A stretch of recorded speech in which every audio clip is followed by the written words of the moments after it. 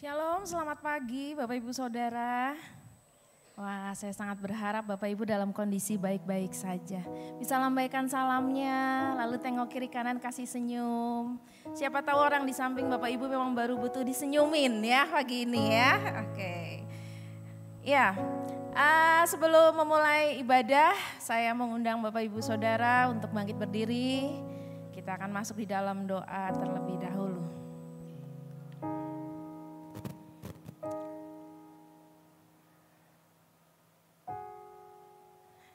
Ya, mari kita berdoa.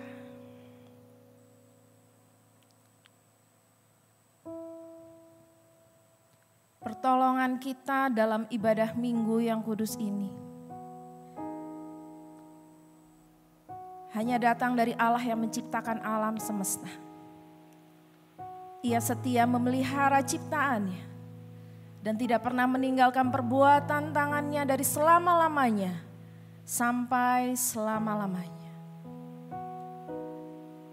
Bapak, terima kasih jika saat pagi hari ini kami masih punya kesempatan untuk berada di rumah Tuhan. Kami tahu karena hanya kasih-Mu yang mengantarkan kami sampai di tempat ini. Roh Kudus-Mu yang membimbing kami untuk kami berkeinginan ada di rumah Tuhan saat pagi hari ini. Terima kasih untuk semuanya itu Tuhan.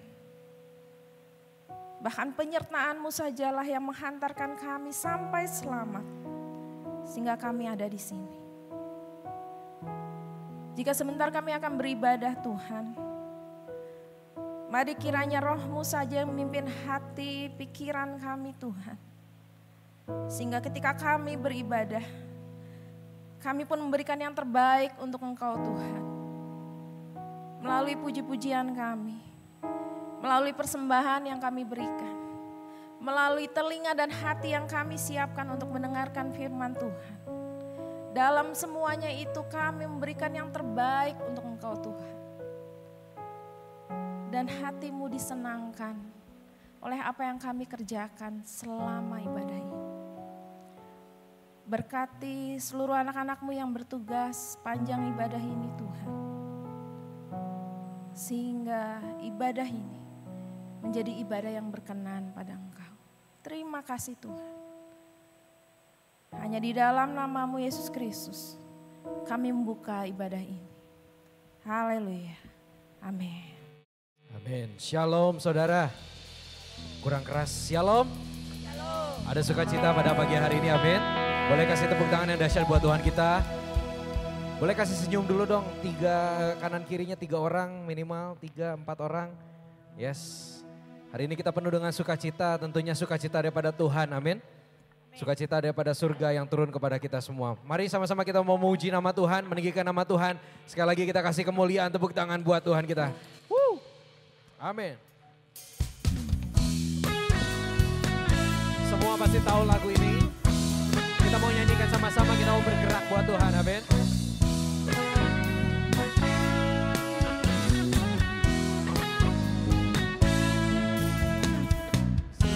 Sukacita-Mu mengalir dalamku, anggur sukacita-Mu melimpah dalamku. Ku menari dan bersuka, puji-Mu di setiap waktu, sebab sukacita-Mu ada dalamku. Haleluya. Sukacita-Mu mengalir dalamku,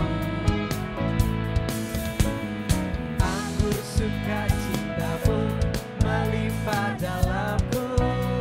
Ku menari dan bersuka, puji-Mu di setiap waktu, sebab sukacita-Mu ada dalamku. Kita semua mau bergerak buat Tuhan ya. Sama-sama, come on. Mengalir bersama-Mu, bersuka di dalam-Mu, mengikuti-Mu Tuhan dalam kegerakan-Mu.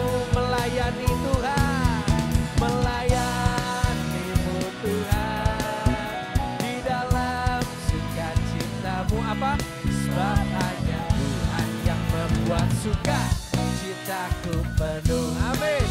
Saya belum lihat semuanya pakai gerakan. Kita mau berikan yang terbaik lebih dahsyat lagi buat Tuhan kita. Amin. Sukacitamu mengalir dalamku. Amin. Anggur sukacita.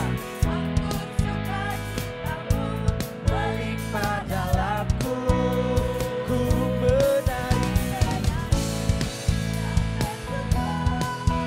Pujimu di setiap waktu, sebab sungai sukacitamu ada dalamku. Semuanya boleh sama-sama ke kanan dulu ya, ayo.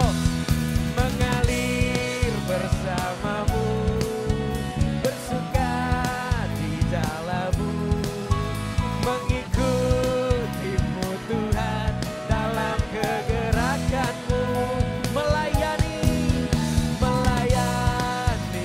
Tuhan di dalam sukacitamu, sebab hanya Tuhan yang membuat sukacitaku penuh. Lebih dahsyat lagi, come on.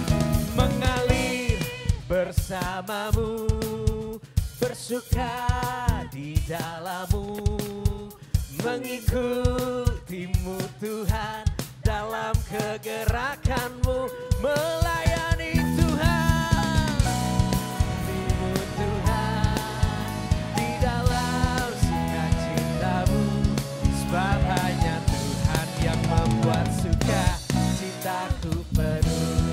Katakan sekali lagi. Sebab hanya Tuhan yang membuat sukacitaku penuh. Lebih dahsyat katakan. Tuhan yang membuat sukacitaku penuh. Haleluya.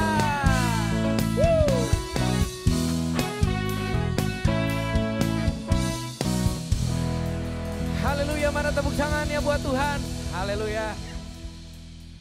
Kita semua diberkati oleh Tuhan, amin. Sukacita saudara. Amin. Kita mau berikan yang terbaik lebih dahsyat lagi buat Tuhan. Amin. Yes.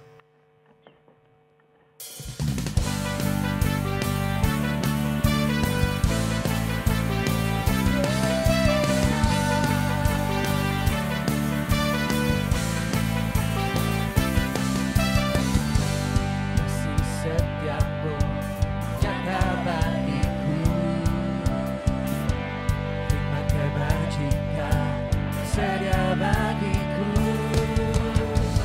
Sebab Allah sanggup limpahkan segalanya, dan anugerahnya sangat besar bagiku. Semuanya katakan. Aku diberkati, aku dilimpahi, karena Allah sanggup Untuk apa? untuk menyediakan. Aku diberkati, aku dilimpahi, atas sempurna anugerah Tuhan bagiku.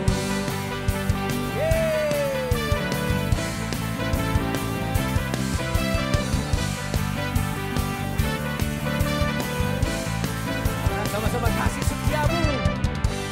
Kasih setiamu nyata bagiku, Hikmat kebajikan. sedia bagiku. Sebab Allah sanggup, Anugerahnya. sangat besar bagiku. Come on. Aku diberkati, aku dilimpahi, karena Allah sanggup. Dia sanggup. Amin. Aku diberkati, aku dilimpahi, atas sempurna anugerah Tuhan bagiku.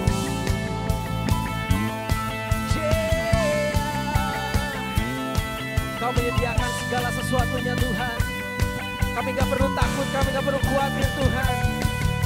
Kau Allah penyedia kami.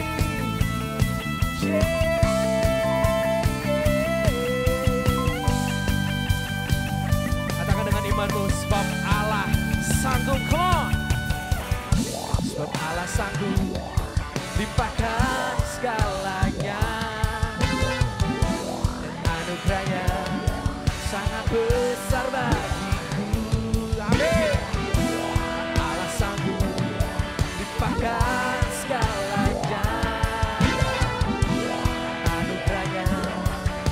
besar bagiku.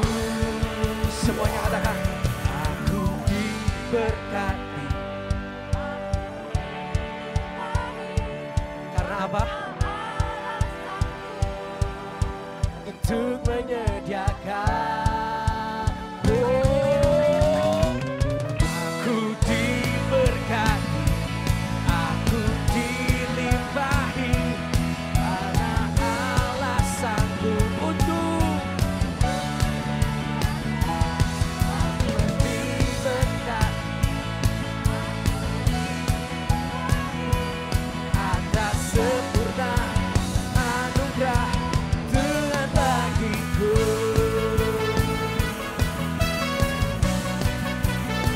Haleluya.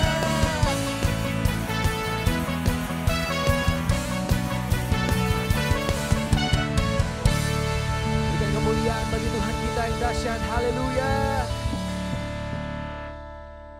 Sungguh Tuhan, hari ini Tuhan kami datang ke hadapan-Mu ya Bapa. Kami bersyukur, kami diberkati ya Bapa. Bukan karena apa yang ada di dalam jasmani kami Tuhan. Tapi kami boleh mengenal Engkau. Kami boleh mengerti Engkau Tuhan. Kami boleh mengenal pribadi-Mu ya Bapa. Itulah berkat bagi kami Tuhan. Haleluya Yesus.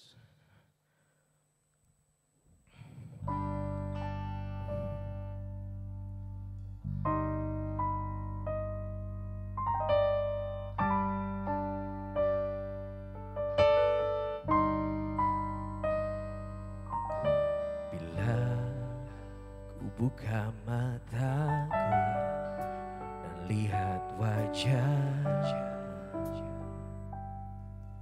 ku terpaku. Bila ku lihat hidupmu dan karya tangan-Mu, ku tersanjung. Karena semua yang baik dalam hidupku, itulah karya-Mu. Kau beri kesempatan yang baru, ku ingin mengenal-Mu Tuhan, lebih dalam dari semua yang ku kenal. Tiada kasih yang melebihi-Mu, ku ada untuk menjadi penyembah-Mu. Boleh kita kasih tepuk tangan buat Tuhan kita. Haleluya Yesus. Bila ku buka mataku dan lihat wajah-Mu, ku terkagum. Bila ku lihat hidup dan karya tangan-Mu, ku tersanjung. Karena semua yang baik dalam hidupku, itulah karya-Mu. Kau beri kesempatan yang baru, dan ku ingin mengenal-Mu Tuhan, lebih dalam dari semua yang ku kenal. Oh, tiada yang melebihi-Mu, ku ada untuk menjadi penyembah-Mu. Yesus, kami mau mengenal-Mu Tuhan. Oh, mari angkat suara-Mu, mari angkat hatimu, mari kita angkat tanganmu. Dan ku ingin mengenal-Mu lebih dalam dari semua yang ku kenal.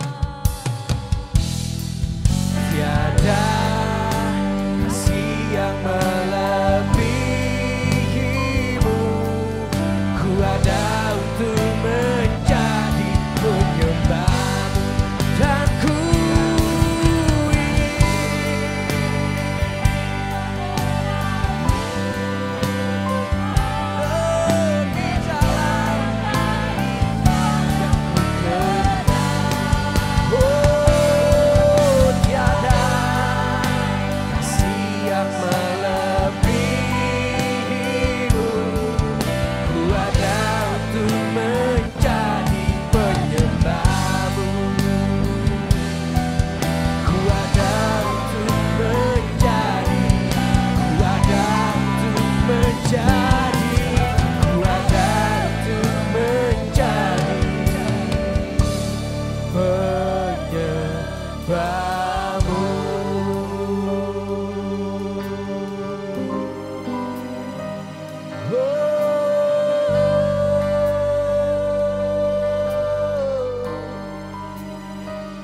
kami mau mengenalmu Tuhan, kami mau mengenalmu Tuhan.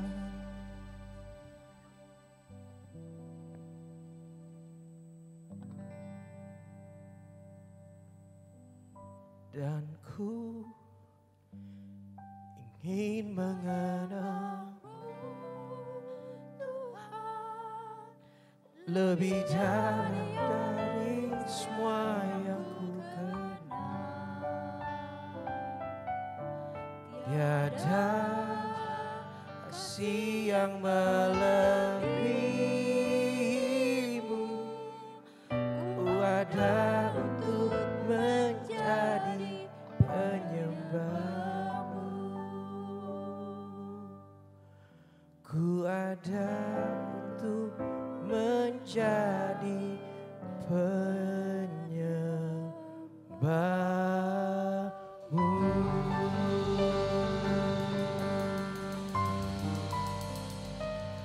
Haleluya Yesus. Satu hal yang paling berharga Tuhan dalam hidup kami boleh mengenal Engkau Tuhan. Sungguh hidup kami Tuhan gak ada artinya kalau kami gak kenal Engkau Tuhan. Hari ini kami datang Tuhan dengan keadaan hati kami buka hidup kami ya Bapa. Kami mau kenal Engkau lebih lagi lewat firman-Mu Tuhan. Dan saat ini kami mau masuk Tuhan dalam persembahan dan perpuluhan, kami mau memberikan yang terbaik. Biar setiap materi yang dikumpulkan ini ya Bapa bisa dikelola dengan baik dan bisa dipakai untuk kemuliaan nama-Mu Tuhan. Terima kasih ya Bapa. Inilah kami ya Bapa, pujian dan penyembahan kami serahkan semuanya hanya ke dalam tangan-Mu. Dalam nama Tuhan Yesus Kristus kami telah berdoa dan mengucap syukur. Amin. Silakan duduk.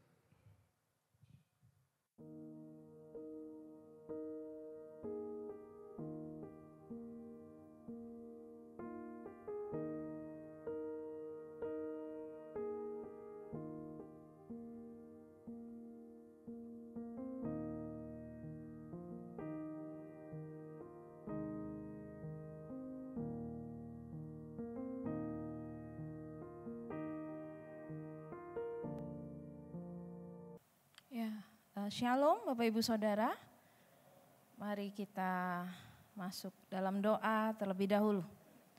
Mari kita berdoa.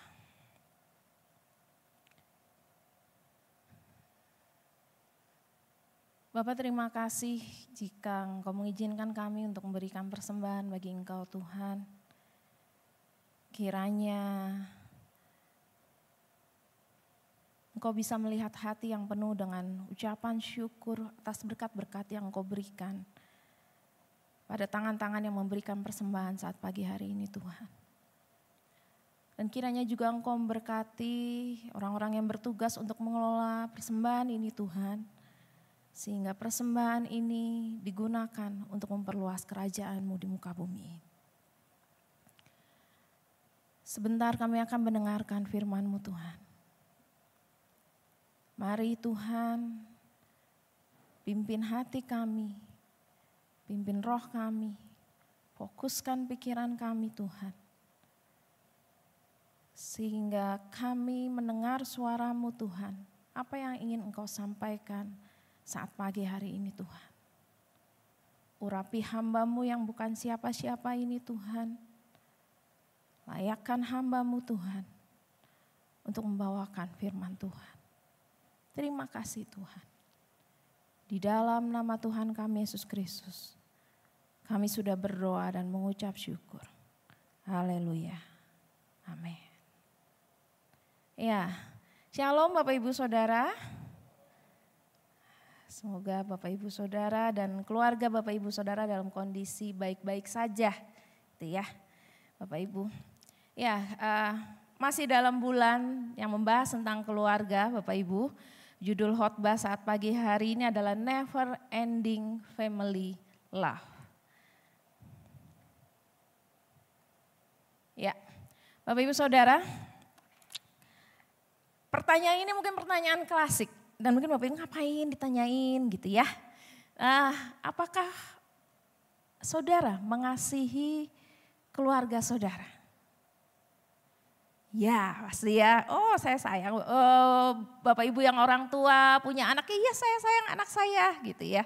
Bapak Ibu yang masih belum menikah dan masih menjadi seorang anak dalam keluarga, iya kok saya sayang mama papa saya gitu ya. Pertanyaan selanjutnya, bagaimana kadar kasihnya saat ini dibandingkan dulu? Dijawab dalam hati saja. Ya. Semoga ini menjadi perenungan buat kita semua Bapak Ibu. Kasih adalah salah satu bentuk emosi yang mungkin dia naik turun gitu ya. Ada kalanya ketika baru menikah seorang pasangan laki-laki perempuan menjadi suami istri. Sayang sekali, menggebu-gebu sekali. Mau makan ingat dia, mau tidur ada di sebelah dia, tetap belok badan, kangen nengok lagi gitu ya. Ditatap, dilihat gitu. Tapi ketika berjalannya waktu mulai sibuk kerja, mulai punya anak, mulai sibuk ngurus anak, mulai sibuk konflik karena anak sekolah mungkin kasih antar pasangan mulai surut. Punya anak bukan cuma satu, punya anak 2, 3, pusing. Kenapa? Karena antar saudara pun gak bisa akur. Boro-boro disuruh sayang, duduk jejer aja susah. Itu mungkin ya. Nah ketika bicara kasih di dalam keluarga Bapak Ibu, itu tentu fluktuatif sekali gitu ya. Bahkan ada beberapa keluarga yang sangat disayangkan ketika membina rumah tangga tahun ke tahun, kasihnya menjadi dingin dan menjadi tawar. Bapak Ibu, fakta-fakta yang terjadi di dalam rumah tangga saat ini, apakah komunikasi antar pasangan suami istri terputus, perselisihan yang gak kunjung reda gitu ya. Satu gak mau kalah, jawab satu lagi. Akhirnya cecoknya semakin gede, bukan cuma jawab dengan mulut, jawab dengan piring melayang gitu ya. Mudah-mudahan gak ada di rumah tangga Bapak Ibu, di luar ini Maya. Nah antar saudara gitu ya, persaingan yang tidak sehat, jengkel dibanding-bandingin sama saudara sendiri gitu ya. Akhirnya dua-dua mulai cari kesalahan, saudara kandungnya sendiri, ini saudara ini, bukan tetangga, bukan orang lain. Kenapa? Karena jengkel sama papi mami kayaknya pilih kasih, aku mah dibandingin aja sama saudara aku. Gitu ya. Lalu waktu gede-gede ternyata perselisihannya, kondisi itu tidak mereda sampai akhirnya harus putus hubungan. Sekarang kan banyak cerita begitu Bapak Ibu ya. Dan itu kejadian real, bukan cuma di sinetron. Bahkan antara orang tua dengan anak pun begitu. Anak merasa diabaikan, kebutuhannya tidak tercukupi. Bukan cuma soal material, uang mungkin ada, rumah bagus, wifi nyala terus gitu ya. Tapi papa mama sibuk kerja, gak pernah di rumah. Jadi orang tua anaknya nganggap, ini mah orang tuaku lain papa mama. Orang tuaku mah bibi yang ngasuh di rumah. Itu mungkin. Karena orang tuanya sibuk. Dan akhirnya ketika besar anak gak menganggap dibesarkan oleh orang tua walaupun dia tercukupi secara jasmani. Nah fakta-fakta yang begitu Bapak Ibu itu ternyata sudah ada. Fakta-fakta yang membuat kasih menjadi luntur di dalam keluarga ketika zaman Alkitab itu sudah ada. Nanti kalau Bapak Ibu lihat di 1 Samuel 18 ayat 20 ini kisah tentang pernikahan Daud dengan Mikal. Mikal itu adalah anak Saul Bapak Ibu. Mikalnya yang duluan jatuh cinta pada Daud gitu ya. Mikalnya jatuh cinta, lalu Saul menyetujui. Lalu setelah menikah, Daud ketika menyambut iring-iringan tabut bait Allah, Daud menari-nari.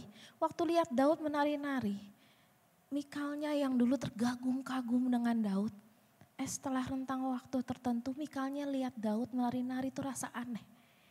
Lalu jelas sekali nanti Bapak Ibu bisa baca di rumah, di 1 Samuel 18 ayat 20, Mikal memandang rendah terhadap Daud. Ada apa? Cintanya awal menggebu-gebu. Dia duluan yang jatuh cinta. Tapi dengan berjalannya waktu setelah jadi istrinya, justru suaminya dipandang rendah. Ketika bicara sibling sama saudara kandung, Bapak Ibu masih ingat tentang kisah Yusuf? Karena bapaknya sayang sekali ya, 12 bersaudara. Wah, dikasih jubah yang terbaik. Saudara-saudaranya jadi iri. Berniat mau apa? Bukan cuma berniat mau cari kesalahan Yusuf, enggak. Berniat mau membunuh dia. Sampai akhirnya ada saudara lain yang melindungi Yusuf, akhirnya udah jangan dibunuh, dijual aja ke Mesir. Ini saudara bagaimana itu jual saudara sendiri? Lalu Bapak Ibu, kalau Bapak Ibu ingat tentang Yonatan yang membela Daud. Yonatan anak siapa Bapak Ibu? Anak Saul. Itu Bapak Ibu bisa lihat di 1 Samuel 20 ayat 30 sampai 34. Saking sayangnya Yonatan sama Daud sahabatnya, Yonatan sampai cecok sama bapaknya. Dan bapaknya Saul ini, kalau Bapak Ibu lihat di ayat itu, Saul itu bukan cuma marah ke Yonatan, tapi Saul mengutuk Yonatan yang adalah anaknya sendiri. Saking takutnya Saul, Daud akan merebut tahta kerajaan. Menghilangkan, mengurangi kasihnya kepada anak sendiri. Jadi Bapak Ibu ketika bicara tentang kasih yang pasang surut di dalam rumah tangga atau bahkan yang mungkin dingin dan tawar, itu bukan cuma kejadian di zaman modern sekarang. Zaman Alkitab dulu itu ternyata sudah ada. Nah Bapak Ibu, sebelum kita masuk lebih jauh, saya akan mengajak Bapak Ibu untuk membuka Alkitab Bapak Ibu di 1 Korintus 13 ayat yang ke-8. 1 Korintus 13 ayat yang ke-8. Saya undang untuk bangkit berdiri, kita akan membaca ayat ini bersama-sama. Ya. Mari kita baca bersama-sama 2, 3. Kasih tidak berkesudahan, nubuat akan berakhir, bahasa roh akan berhenti, pengetahuan akan lenyap. Ya, silakan duduk Bapak Ibu, berbahagialah mereka yang mendengarkan, merenungkan dan melakukan firman Tuhan dalam hidupnya sehari-hari. 1 Korintus 13 ayat ke-8 dikatakan kasih tidak berkesudahan. Yang dimaksud dengan tidak berkesudahan itu adalah kasih tidak pernah gagal. Kasih tidak pernah layu seperti bunga yang sekarang mekar, lalu ditunggu berapa hari ketika dicabut lalu dia menjadi berubah warna dan layu. Dikatakan dalam ayat ini kasih tidak berkesudahan. Kasih akan selalu ada, kasih akan selalu sedih. Bapak Ibu ketika melihat ayat ini dan pengertiannya, tentu Bapak Ibu ini sebuah kontradiktif terhadap fakta-fakta yang tadi sudah kita bahas bersama-sama. Loh, katanya kasih tidak berkesudahan, katanya kasih selalu ada. Tapi kenapa kasih di dalam keluarga itu menjadi tawar dan hilang? Kenapa kasihnya nggak ada cekcoknya mulu yang selalu ada? Kasihnya nggak ada irinya dengan saudara, selalu dibanding-bandingin yang selalu ada. Apa yang salah terhadap praktek di dalam keluarga?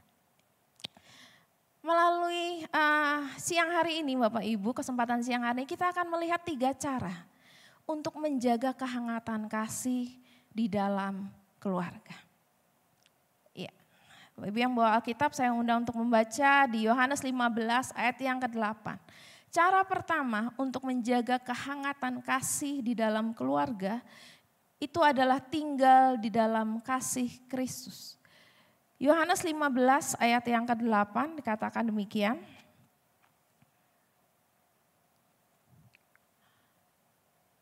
Ya, seperti Bapa telah mengasihi aku, demikianlah juga aku telah mengasihi kamu. Tinggallah di dalam kasihku itu. Tuhan Yesus mengatakan seperti Bapa telah mengasihi aku, demikian juga aku telah mengasihi kamu. Tinggallah di dalam kasihku itu. Bapak Ibu, kata tinggallah di dalam ayat ini, itu bicara tentang stay, continue, dwell. Tinggal tuh bukan cuma tinggal sebentar lalu pergi, enggak. Tapi terus ada di dalam kasih Kristus. Tinggal terus berada di dalam kasih Kristus. Nah, kenapa harus tinggal? Karena kasihnya itu adalah kasih yang sejati, kasih yang tidak mementingkan diri sendiri, kasih yang tidak menuntut balas jasa, dan itu berasal dari hati yang peduli terhadap orang lain. Kasih yang memberi. Kristus waktu dia mengatakan mengasihi manusia, dia bukan cuma omdo bilang saja, tapi dia buktikan dengan memberi dirinya di atas kayu salib. Kasih seorang sahabat yang tidak berharap balik kembali, tapi yang ada di pikirannya ketika dia mengasihi seseorang, dia memberikan apa yang ada pada dia. Agape ini bicara tentang all out, apa yang saya punya, apa yang saya miliki, saya akan berikan. Nah, Kristus mau ketika kita mengasihi, ketika kita menjadi umat Allah, yuk tinggallah di dalam kasih yang seperti ini. Kenapa demikian? Karena itu adalah sumber sukacita kekal. Tidak ada satupun orang yang tidak akan bahagia jika dia dikasih Bapak Ibu. Karena kasih ini adalah salah satu kebutuhan dasar yang harus dimiliki oleh semua orang. Dan ketika kasih yang diberikan adalah kasih yang betul-betul memberi, kasih yang tidak memikirkan baliknya apa, kasih yang tidak bersyarat kalau kamu baik maka saya baru mengasihi kamu. Kasih yang betul-betul tidak mementingkan diri sendiri ini. Seorang yang dikasih dengan kasih yang seperti ini, maka hidupnya akan betul-betul bahagia. Minta tolong diklik di atas. Nah, bagaimana caranya untuk tinggal di dalam kasih Kristus? Di ayat yang ke-10 dikatakan masih dalam konteks yang sama. Jikalau kamu menuruti perintahku, kamu akan tinggal di dalam kasihku. Seperti aku menuruti perintah Bapakku dan tinggal di dalam kasihnya. Apa perintahnya? Ternyata cara untuk tinggal adalah menuruti perintah Bapa. Nah, di ayat 12 dijelaskan apa perintahnya. Inilah perintahku, yaitu supaya kamu saling mengasihi seperti aku telah mengasihi kamu. Jadi ternyata untuk tinggal di dalam kasih Bapa itu adalah dengan menjalankan perintahnya. Dan perintah Tuhan itu adalah saling mengasihi. Jadi untuk ada di kasih yang memberi, kasih yang seperti bagaimana Kristus telah teladani, itu adalah kita harus mempraktekannya dengan kita mengasihi orang lain. Sebagaimana Kristus sudah mengasihi kita. Mudah atau susah Bapak Ibu? Kasih yang tidak nunggu syarat. Kasih yang memberi. Kasih yang gak pikirkan saya dapat apa ya kalau saya ngasihi dia. Tapi kasih yang hanya fokus bahwa saya tahu dia perlu dikasih, maka saya akan memberi kasih buat dia. Bapak Ibu dalam konteks keluarga, ketika kasih seperti ini diterapkan, maka kebayang apa yang ada di antara suami istri. Maka kebayang bagaimana anak ketika melihat orang tuanya bersikap seperti itu. Maka kebayang juga hubungan antara anak dengan orang tua. Bapak Ibu, ya, ini adalah salah satu teori psikologi tentang attachment style atau gaya keterikatan yang dibuat oleh John Bowlby. John Bowlby adalah salah satu psikolog yang dia membuat sebuah penelitian pada waktu Perang Dunia II. Jadi dia memisahkan anak-anak yang terpisah dengan keluarga gitu ya. Lalu dia melakukan penelitian yang jangka panjang yang begitu lama. Lalu dia lihat ternyata ada hubungan antara kedekatan dan keberadaan orang tuanya dengan tingkat kecemasan. Dan ternyata hubungan ini itu berdampak pada relasi anak ini, baik ketika dia bertumbuh berteman dengan teman-temannya, baik ketika dia mulai berpacaran, baik ketika pada akhirnya dia membangun keluarga. Jadi hubungan awal seorang anak dengan caregivernya, dengan pengasuhnya, entah dalam ini ibu kandungnya, entah dalam ini hal ini orang tuanya, atau anak-anak di panti asuhan yang dari lahir dengan walinya di panti asuhan, itu ternyata punya pengaruh yang panjang sekali. Sampai anak ini bertumbuh menjadi remaja, menjadi dewasa, menjadi orang tua.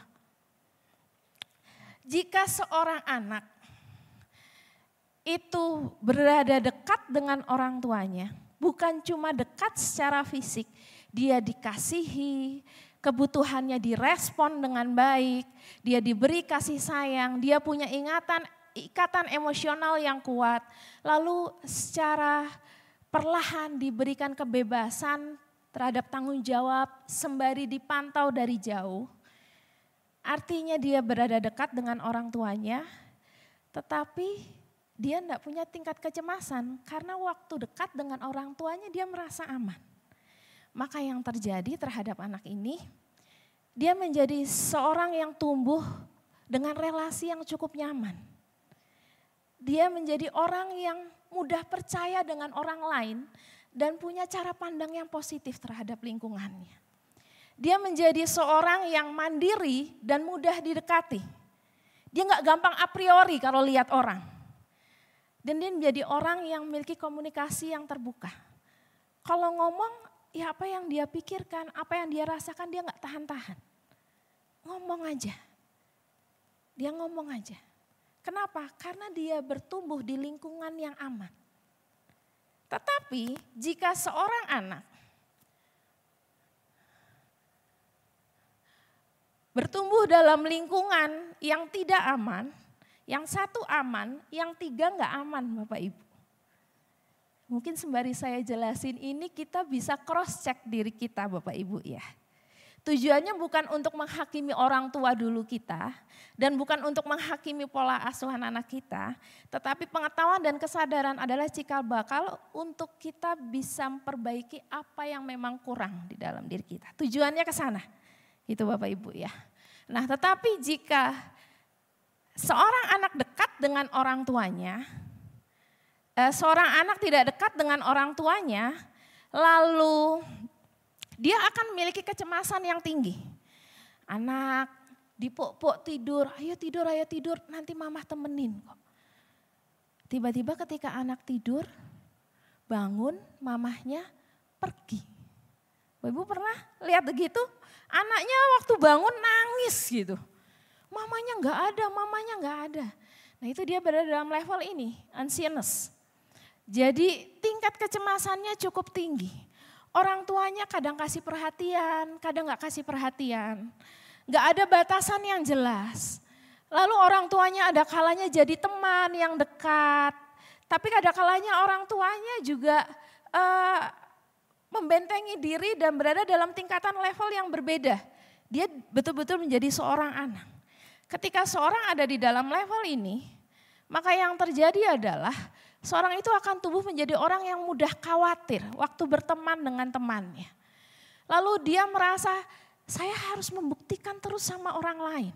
Ada orang-orang yang pikir yang saya lakukan benar enggak ya? Tanya terus kira-kira kalau begini bagaimana? Padahal sebetulnya udah jelas-jelas keputusannya itu benar. Dia enggak punya kepastian yang pasti dan pada akhirnya dia terlalu bergantung dengan orang lain karena dia takut salah. Dan pada akhirnya dia takut sendirian. Kenapa? Karena dia punya pengalaman yang gak enak.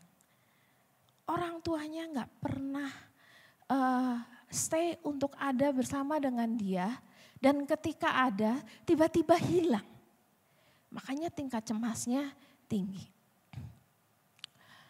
Nah yang selanjutnya Bapak Ibu, minta tolong diklik dari atas.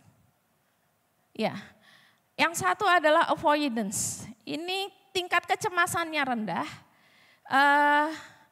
dan memang orang tuanya itu berada dekat tetapi berjarak dengan dia.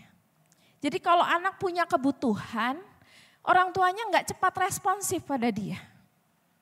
Lalu orang tuanya menolak permintaan kenyamanan.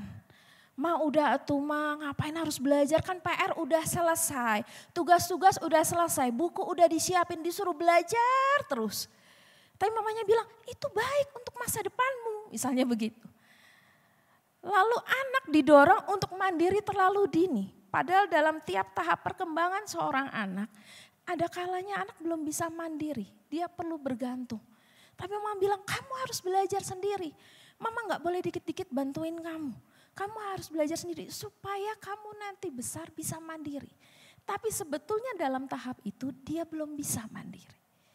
Nah anak yang berada dalam kondisi seperti ini, maka yang terjadi dia akan menghindari keintiman.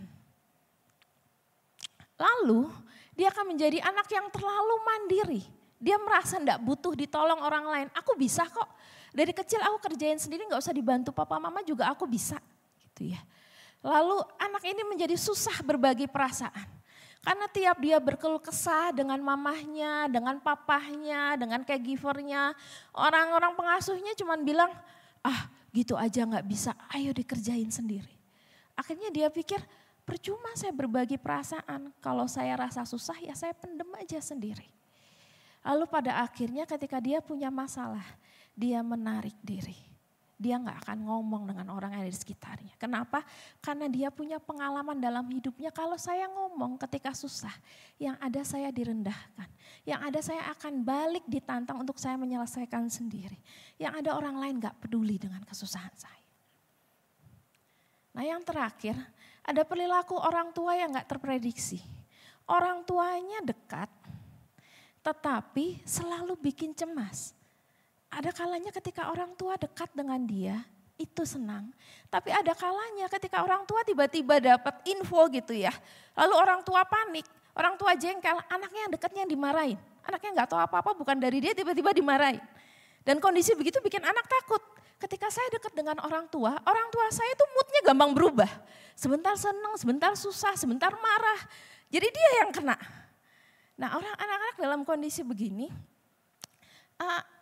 itu dia dekat, ingin dekat dengan orang tua, tetapi dalam kondisi begini juga dia takut ketika dekat. Karena dia selalu menjadi pelampiasan. Ini jangan-jangan ada apa ya? Nanti mama ketawa-ketawa, tahu-tahu marah-marah nih. Mama ketawa, tahu-tahu mama nangis, kan gak enak ya bapak ibu ya. Kadang-kadang bapak ibu gak biasa dekat orang nangis atau teriak-teriak atau apa itu kan gak. Anak kecil kan gak tahu cara nangani gitu. Dan kondisi itu sangat mempengaruhi dia. Dalam kasus-kasus tertentu, caregiver tadi itu melakukan hal-hal yang tidak menyenangkan dan itu sangat sekali berimbas. Pelecehan fisik, pelecehan emosional, bahkan pelecehan seksual. Nah, ciri-cirinya orang-orang ini, dia takut akan kedekatan. Takut kedekatannya agak berbeda dengan yang avoidance, oh ibu. Takut kedekatannya begini, saya pengen dekat, tapi saya juga takut kalau dekat, takut ditolak.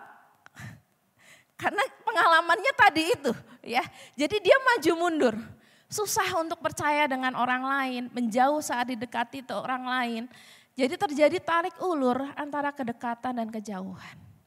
Nah Bapak Ibu, baru-baru ini ada beberapa penelitian yang meneliti tentang teori attachment style ini dengan dampaknya pada pertumbuhan spiritualitas. Jadi kadang-kadang orang cuma berpikir, ya itu kan ilmu psikologi gak ada hubungannya, kenapa dikhotbahin di gereja gitu ya. Tapi ternyata pengasuhan anak ini tadi, itu punya dampak terhadap pertumbuhan spiritualitas. Kalau anak dalam kondisi yang secure, yang aman, keterikatan yang aman dengan orang tua, maka dia akan mudah sekali memahami kasih Allah yang setia dan selalu hadir. Waktu diajari tentang kasih Allah, oh iya, kenapa? Dia punya pengalaman itu di rumah. Orang tuanya hangat, orang tuanya memberikan ruang aman buat dia. Sehingga waktu diajak sekolah minggu, diajari tentang kasih Allah, mudah sekali dia untuk mengerti, oh iya, saya punya pengalaman. Merasa dikasih itu seperti apa? Kasih yang tanpa syarat itu seperti apa? Sedangkan Bapak Ibu, untuk yang mudah cemas, keterikatan kecemasan, maka dampak pertumbuhan pada spiritualnya, dia akan merasa takut dan cemas jika Tuhan gak sayang. Jadi waktu orang ini bertumbuh, terlibat dalam pelayanan gitu ya, motif melayaninya itu bukan karena dia betul-betul sayang Tuhan. Tapi karena dia takut tidak disayang Tuhan. Itu beda Bapak Ibu ya. Bukan karena rasa syukur, oh saya melayani karena Tuhan sayang saya, enggak. Tapi jangan-jangan kalau saya enggak melayani, jangan-jangan kalau saya enggak pergi ke gereja, Tuhan enggak sayang sama saya. Nah selanjutnya Bapak Ibu, untuk yang tipe avoidance, menghindari keihtiman, ada orang yang sulit sekali membuka diri pada Tuhan. Dalam pertemuan begini, ada orang dengan mudahnya kalau berdoa dia cerita gitu ya sama Tuhan. Tapi karena ini dia punya pengalaman bahwa tiap cerita ditolak, perasaannya diremehkan, dia tidak didengar dengan baik, emosinya tidak terfasilitasi. Lalu dia berpikir memang betul Tuhan mau dengar cerita saya. Toh saya pasti bisa selesaikan masalah sendiri. Dan saya enggak perlu Tuhan. Selanjutnya, sebelumnya back. Untuk yang fearful, untuk yang rasa takut, maka dampak pertumbuhan spiritualnya, orang ini selalu ingin dekat dengan Tuhan. Tapi ketika mengalami cobaan, goncangan dalam hidupnya, dia menjadi orang yang mudah goyah. Dia menjadi mudah mundur. Kenapa? Saya tahu sih Tuhan sayang saya, tapi kan saya baru habis ngelakuin dosa ini. Jangan-jangan Tuhan gak sayang lagi. Jangan-jangan nanti saya dihukum Tuhan. Jadi kayak pertumbuhan rohaninya gitu, maju mundur. Kenapa? Karena dia punya pengalaman itu dalam hidupnya. Bapak Ibu, sebelum teori ini diciptakan, kebayang ya. Ribuan tahun sebelumnya Tuhan sudah tuliskan dalam Alkitab. Tinggallah di dalam kasih-Ku. Kasih yang memberi itu.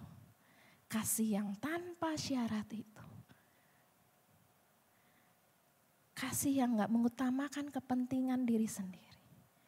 Jadi ketika Tuhan minta tinggallah di dalam kasih-Nya. Itu bicara tentang bagaimana kita memberi ruang aman untuk sesama kita. Dan dalam konteks ini adalah anggota keluarga kita. Mari ciptakan ruang aman itu untuk keluarga kita. Ketika memang dia punya kebutuhan, mari meresponnya dengan baik.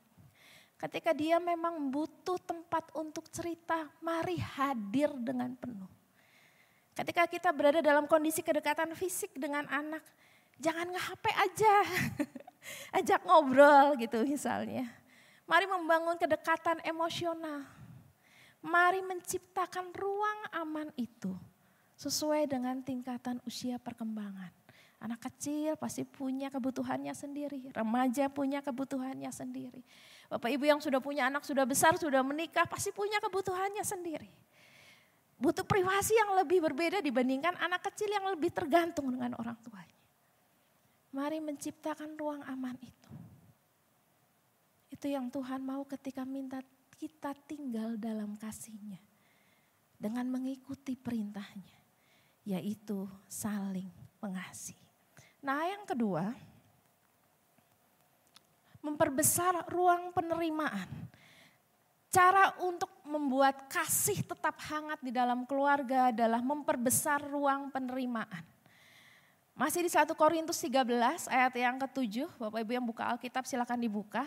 Ia menutupi segala sesuatu, percaya segala sesuatu, mengharapkan segala sesuatu, sabar menanggung segalanya. Ada 3 bagian penerimaan yang menjadi bagian kasih. Yang pertama adalah ia menutupi segala sesuatu. Apa maksudnya menutupi? Menutupi itu bicara tentang menyembunyikan. Kalau seorang punya salah, keluarga kita punya salah Bapak Ibu, maka yang harus dilakukan adalah menyembunyikannya. Tentu ini bicara tentang kekurangan-kekurangan personal yang dia lakukan tanpa sengaja. Bukan bicara kesalahan-kesalahan yang memang harus diadili, dihukum, itu berbeda lagi. Tapi toh kita hidup dengan orang yang tidak sempurna. Kita pun tidak sempurna. Makanya perlu memperbesar ruang penerimaan dengan cara yang pertama adalah menutupi segala sesuatu. 1 Petrus 4 ayat 8 mengatakan, tetapi yang terutama kasihlah sungguh-sungguh seorang akan yang lain, sebab kasih menutupi begitu banyak sekali dosa. Kasihnya sama dengan yang tadi, yang tinggallah. Kasihnya kasih agape. Kasih yang di sini kasih agape. Jadi ketika saudara diberitakan, mari kasihlah sungguh-sungguh seorang dengan yang lain. Ayo, kasih dengan kasih yang memberi. Kasih yang tanpa syarat itu. Kasih sebagaimana Kristus mengasihi kita. Ketika kita punya satu niat untuk mengasihi seseorang yang seperti itu, maka kita akan pikir, ya memang anak saya salah sih. Tapi bukan berarti saya harus sebar kesalahan saya pada tetangga-tetangga saya untuk cerita-cerita kesalahan saya. Yang terjadi apa? Anaknya malu Bapak Ibu. Ya memang suami saya begitu sih, suami saya menjengkelkan buat saya. Ya emang istri saya gitu mulutnya. Tapi bukan berarti itu menjadi alasan untuk saya pun cerita terhadap saudara-saudara saya. Atau titip ke tim doa untuk didoakan. Bapak Ibu ya. Ngomongnya nitip tapi gosip, wah itu salah juga gitu Bapak Ibu ya. Bagian pertama dari penerimaan dari kasih adalah menutupi. Nah yang kedua, bagian penerimaan adalah percaya segala sesuatu dan mengharap segala sesuatu. Apa maksudnya percaya segala sesuatu dan mengharap segala sesuatu? Loh, boro-boro mau percaya. Orang tiap dia dikasih tanggung jawab, salah lagi, keliru lagi. Bikin lagi hal yang menjengkelkan, bikin lagi hal yang menjengkelkan. Bagaimana saya bisa percaya terhadap dia? Dikasih tanggung jawab, dikasih kepercayaan, nipu balik. Selalu bolak-balik begitu. Sekali lagi Bapak Ibu, manusia tidak ada yang sempurna.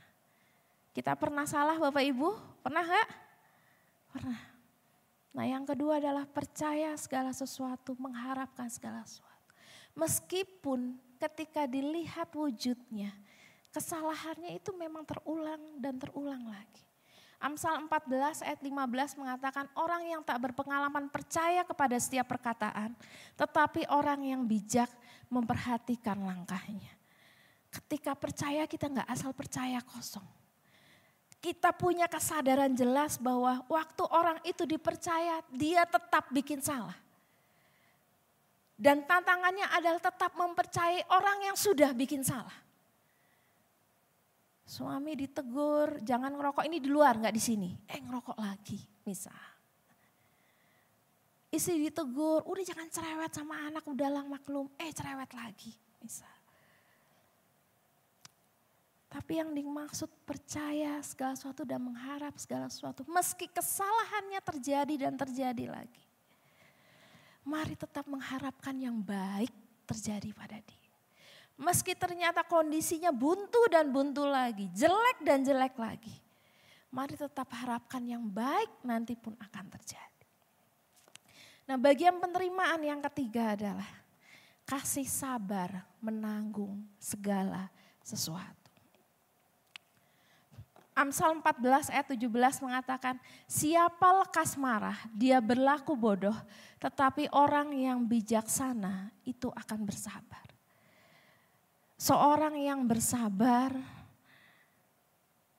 itu dikatakan orang yang bijaksana.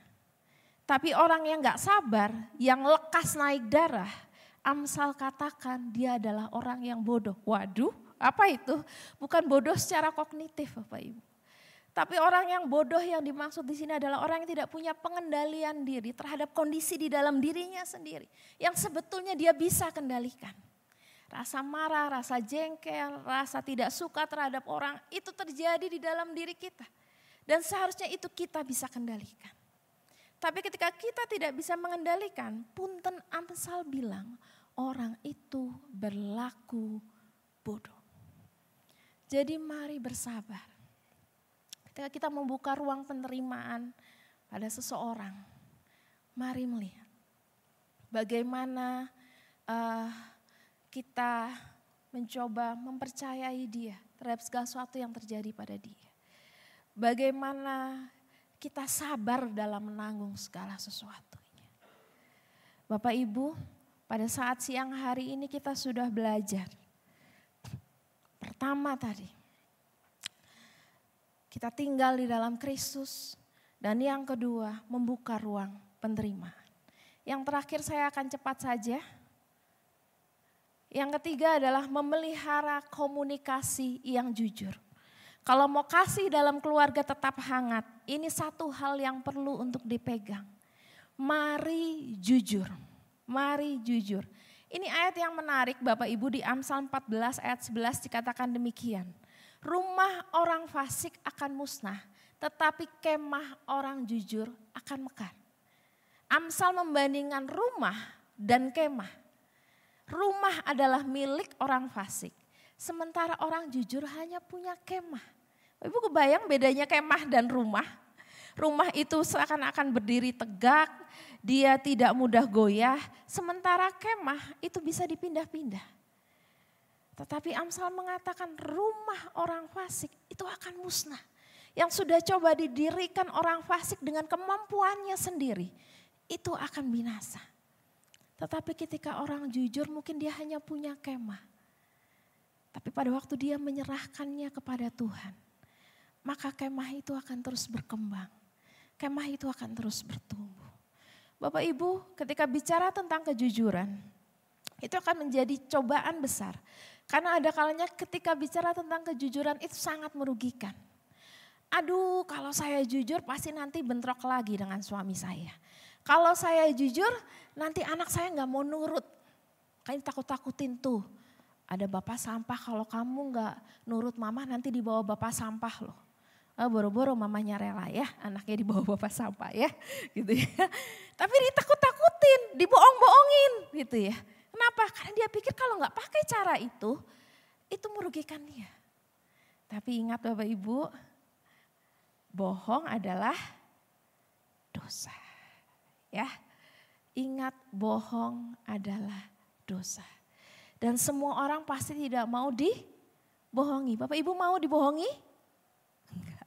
Semua orang ingin sepahit apapun faktanya dikasih tahu pada mereka. Saya mau tahu yang sesungguhnya. Tentunya butuh mengatur waktu, tentunya tunggu mencari timing yang tepat, tetapi tetap dikasih tahu kebenaran. Dan ketika hal ini coba dipraktekkan, maka kasih yang hangat dalam keluarga itu akan tumbuh. Kenapa? Karena orang yang mendapat kebenaran itu akan merasa dihargai. Dia akan dianggap penting karena dia mendapatkan kebenaran itu dan tidak dibohong. Efesus 4 ayat 25 mengatakan, karena itu buanglah dusta dan berkatalah benar seorang kepada yang lain. Karena kita adalah sesama anggota. Bapak Ibu, ini Efesus menulis pada jemaat di Efesus. Buanglah dusta dan berkatalah benar karena kita adalah sesama anggota. Jika sesama jemaat saja Paulus mengatakan buanglah dusta dan berkata benar. Apalagi dengan anggota keluarga kita yang setiap hari tinggal bersama. Ketika anak lahir dari dalam kandungan sampai dia bertumbuh terus bersama dengan kita. Dan keluarga itu harus menjadi orang-orang terdekat kita yang kita prioritaskan untuk berkata benar dan tidak dibohong. Bapak Ibu, kita sudah belajar 3 hal. Nah, orang jujur dia memberi ruang bagi Tuhan untuk mengatur hidupnya berdasarkan kehendak Tuhan. Ketika jujur itu bukan cuma bicara hubungan kita dengan sesama kita. Ketika kita jujur, kita membiarkan Tuhan untuk mengatur hidup kita. Tuhan, saya tahu kejujuran saya ini merugikan saya. Tahu kejujuran ini mungkin berdampak negatif buat saya. Tapi saya tahu Tuhan ingin saya jujur. Karena Tuhan punya maksud buat hidup saya. Mari atur hidup saya. Dan itu yang dilakukan oleh orang jujur. Next. Ya, kita sudah belajar 3 cara untuk menjaga kehangatan kasih dalam keluarga. Mari tinggal dalam kasih Tuhan. Dengan cara memberikan ruang aman untuk keluarga kita. Ruang aman di dalamnya ada empati, di dalamnya ada kasih emosional yang begitu hangat. Dengan cara memberikan ruang penerimaan itu. Mempercayai walaupun salah tetap saja diulang, salah diulang. Memperbesar kesabaran kita. Dan mari berkata jujur terhadap sesama anggota keluarga kita. Sekian firman pada saat siang hari ini, mari kita tutup di dalam doa. Mari kita berdoa. Bapa di surga, terima kasih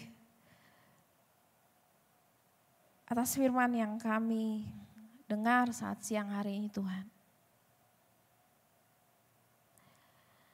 Kami tahu, kami meyakini dengan pasti bahwa kasih memang tidak pernah berkesudahan. Kasih tidak pernah gagal dalam prakteknya Tuhan. Kasih akan selalu ada bagi kami Tuhan. Tapi mari Tuhan, ajar kami dalam prakteknya untuk kami terus tinggal di dalam kasih yang Kau teladani bagi kami Tuhan. Contoh kasih yang selalu memberi, contoh kasih yang memberikan kehangatan dan kedekatan emosional bagi orang-orang yang di sekitar kami. Kasih yang memberikan ruang aman, kasih yang memberikan ruang penerimaan. Kasih yang tercermin melalui perkataan yang jujur bagi orang-orang yang ada di sekitar kami. Terima kasih Tuhan. Menyerahkan seluruh umat Tuhan tempat ini dengan kasih Kristus. Supaya kami terus bertumbuh dalam pengenalan akan Engkau. Ketika kami mempraktekkan kasih agape itu. Di dalam nama Tuhan kami Yesus Kristus. Kami sudah berdoa dan mengucap syukur. Haleluya. Amin.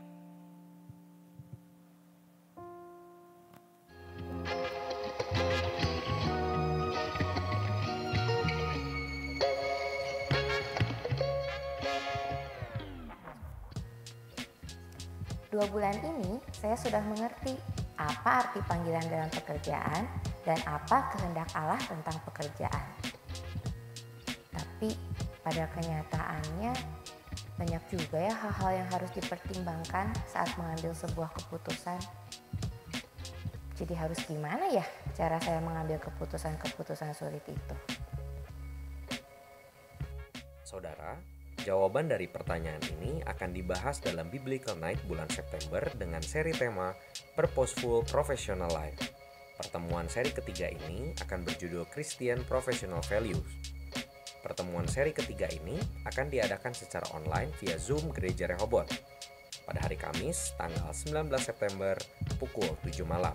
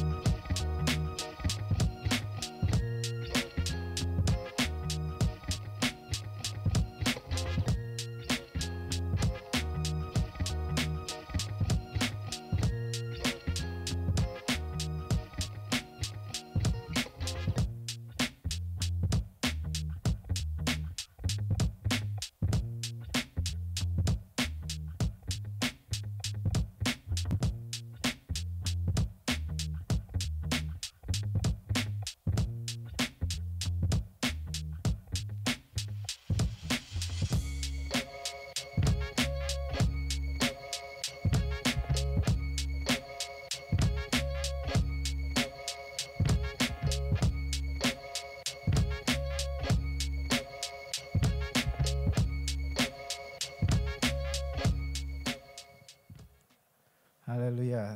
Bapak Ibu belajar sesuatu pada pagi hari ini?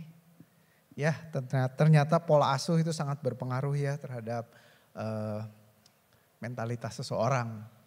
Jadi kalau sekarang ketemu orang lihat perilakunya mungkin tidak sesuai dengan yang seharusnya, kita harus pahami bahwa mungkin pola asuhnya yang bermasalah. Ya ternyata tadi sudah dijelaskan juga bahwa itu berpengaruh juga terhadap hubungan kita dengan Tuhan. Jadi ternyata efek pola asuh juga berpengaruh terhadap image kita kepada Tuhan. Luar biasa. Jadi Bapak Ibu yang memiliki anak, mari belajar untuk mengasuh dengan benar, mendidik dengan benar supaya masa depan mereka juga pengenalan mereka akan Tuhan juga benar ya. Bapak Ibu, Gembala Sidang dan Ibu Gembala sedang berada di Surabaya, perjalanan Surabaya, jadi tidak bisa hadir di sini. Karena itu saya akan menutup kebaktian pada siang hari ini. Mari saya undang, kita akan bangkit berdiri. Mari kita angkat kedua tangan kita, mengarahkan hati dan pikiran kita hanya kepada Allah saja. Maka Ia akan memberkati kita. Mari arahkan pandangan kita dan kepada hadiratnya. Biar berkat Tuhan menyertai kita dalam keluarga, dalam pekerjaan, dalam usaha apapun juga yang kita kerjakan. Biar semuanya memuliakan Tuhan. Marilah kita pulang dengan bawa berkat dari Allah Bapa, cinta kasih dari Tuhan Yesus Kristus dan penyertaan dari Roh Kudus senantiasa beserta dengan kita sekarang sampai Tuhan Yesus datang pada kali yang kedua. Bapa, terima kasih. Bapa, terima kasih. Bapa di dalam surga,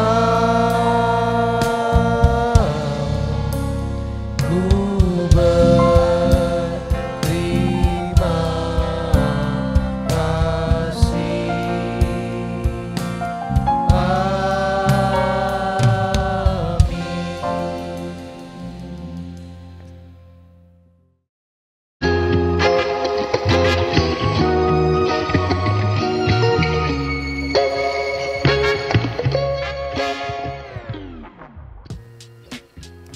Dua bulan ini saya sudah mengerti apa arti panggilan dalam pekerjaan dan apa kehendak Allah tentang pekerjaan. Tapi pada kenyataannya banyak juga ya hal-hal yang harus dipertimbangkan saat mengambil sebuah keputusan. Jadi harus gimana ya cara saya mengambil keputusan-keputusan sulit itu? Saudara, jawaban dari pertanyaan ini akan dibahas dalam Biblical Night bulan September dengan seri tema Purposeful Professional Life. Pertemuan seri ketiga ini akan berjudul Christian Professional Values. Pertemuan seri ketiga ini akan diadakan secara online via Zoom Gereja Rehoboth pada hari Kamis tanggal 19 September pukul 7 malam.